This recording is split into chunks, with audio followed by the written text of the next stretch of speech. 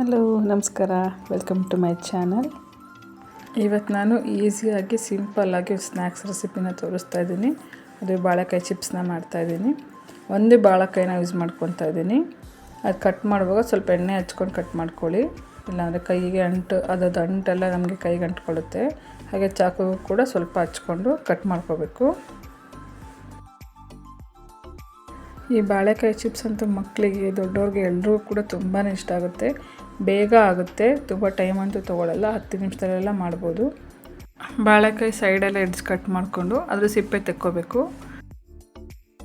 ಸಿಪ್ಪೆ ಎಲ್ಲ ತೆಗೆದಿದ್ದಾದಮೇಲೆ ರೌಂಡ್ಗೆ ಕಟ್ ಮಾಡ್ಕೊಳ್ಳೋಣ.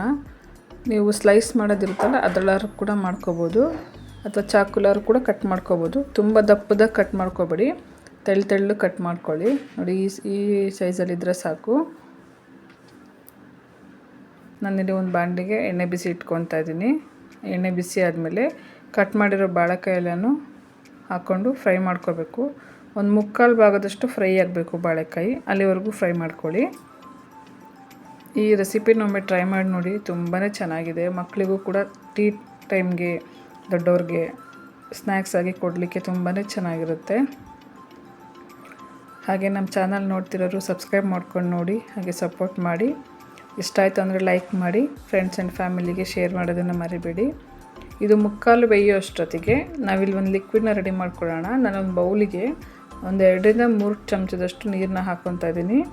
1/4 ಟೇಬಲ್ ಸ್ಪೂನಷ್ಟು ಅರಿಶಿನ, ಹಾಗೆ 1 ಟೇಬಲ್ ಸ್ಪೂನಷ್ಟು ಅಚ್ಕಾರದ ಪುಡಿ, ಹಾಗೆ ರುಚಿಗೆ ತಕ್ಕಷ್ಟು ಉಪ್ಪು. ರುಚಿಗೆ ಅಂದರೆ ಒಂದು ಅರ್ಧ ಟೇಬಲ್ ಸ್ಪೂನಷ್ಟು ಉಪ್ಪನ್ನ ಹಾಕ್ತಾಯಿದ್ದೀನಿ. ಈ 3ನೂ ಹಾಕಿ ಚೆನ್ನಾಗಿ ಮಿಕ್ಸ್ ಮಾಡ್ಕೊಳ್ಳಿ. ಉಪ್ಪೆಲ್ಲ ಕರಗೋವರೆಗೂ ಮಿಕ್ಸ್ ಮಾಡ್ಕೋಬೇಕು.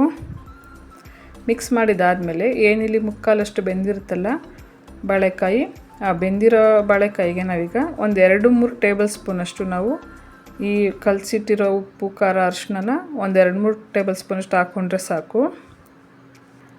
3/4 ಬೇಯಬೇಕು. ಇದು ತುಂಬ ಹೈ ಫ್ಲೇಮಲ್ಲಿ ಇಟ್ಕೊಂಡು ಮಾಡಬೇಡಿ, ಸೀದೋಗ್ಬಿಡುತ್ತೆ.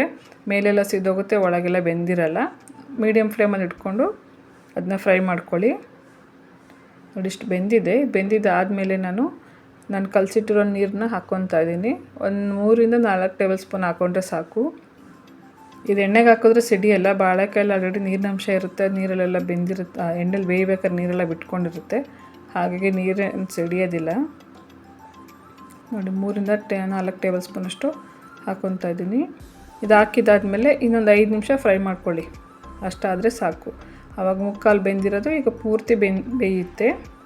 ಈಗ ಒಂದು 5 ನಿಮಿಷ ಫ್ರೈ ಮಾಡಿಕೊಂಡ್ರೆ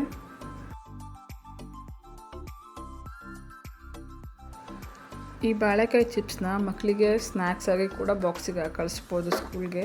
ತುಂಬ ಚೆನ್ನಾಗಿರುತ್ತೆ, ಮಕ್ಕಳಿಗಂತೂ ತುಂಬಾ ಇಷ್ಟ ಆಗುತ್ತೆ. ಒಮ್ಮೆ ಟ್ರೈ ಮಾಡಿ ನೋಡಿ.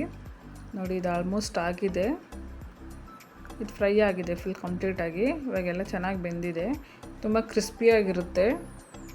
ನೋಡಿ, ಇದೆಲ್ಲ ತೆಗಿತಾ ಇದ್ದೀನಿ ಇವಾಗ.